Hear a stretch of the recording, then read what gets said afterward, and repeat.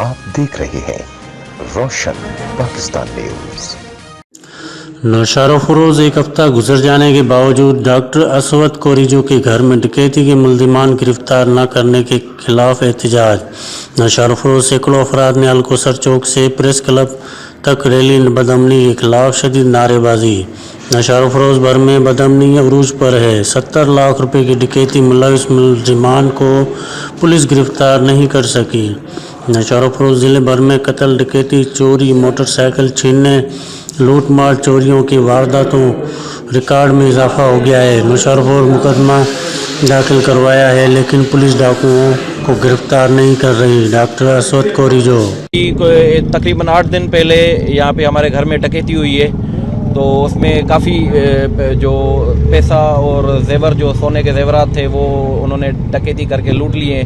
तो ये एक सवालिया निशान है कि एक बंदा घर पे भी अपने महफूज नहीं है तो वो क्या कर सकता है। तो ये आज हमारा एहतजाज उसी के बारे में। हम किसी के खिलाफ एहतजाज तो ये नहीं है, लेकिन हम फिर भी इंतज़ामिया को ये हम रिक्वेस्ट कर रहे हैं कि आप हमें जो हमारा सामान है वो वापस करें और जिन लोगों ने ये काम किया है उनको अरेस्ट करें, ताकि फिर दूसरे लोग भी अपने आप को महफूज समझेंगे। वरना कौन अपने घर में कोई महफूज नहीं है तो फिर क्या बाहर क्या उसका सिचुएशन होगी। में जो वाक़यात हो रहे हैं इससे साबित ये हो रहा है कि जैसे यहाँ कोई हुकूमत नहीं है, सारी अवाम, सारी सिंध नौशहरों के पब्लिक बेसहारा हैं, बग़ैर गवर्नमेंट के ये चोरों के हाकिमियत के मातहत हम जी रहे हैं। चोर हमारे जैसे हाकिम हैं, जिसका घर लूटते हैं उसका कोई मुदावा नहीं होता।